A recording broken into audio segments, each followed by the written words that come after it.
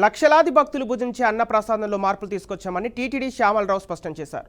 తిరుమలలో అన్నమయ్య భవనంలో dial your TTD EO కార్యక్రమం నిర్వహించారు. అందులో భాగంగా భక్తుల నుంచి సలహాలు సూచనలు స్వీకరించారు. త్వరలో అన్ని సమస్యలపై చర్చించి అలిపిరి మార్గంలోనే టోకెన్స్ జారీ చేసేలా చర్యలు తీసుకుంటామన్నారు. లడ్డు అన్నప్రసాదాలు భక్తుల సూచన మేరకే మునుపటి కంటే నాణ్యత పెరిగిందన్నారు. త్వరలో తిరుమలలో అధునాతన పరికరాలతో టెస్టింగ్ ల్యాబ్ ఏర్పాటు చేస్తామన్నారు. అన్నప్రసాదాల గురించి ఇంతకుముందు మీకు వివరించాము. అన్నప్రసాదాల క్వాలిటీ ఇంప్రూవ్ చేయడానికి ఏమేమి చర్యలు తీసుకుంటున్నాము.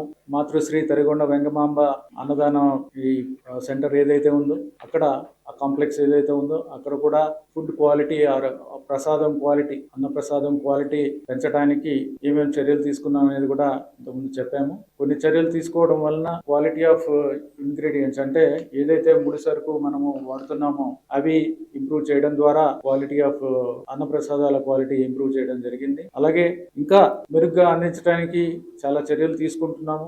కిచెన్ మోడర్నైజేషన్ చేయడం ఒకటి. మ్యాన్ పవర్ చాలా తక్కువ ఉంది.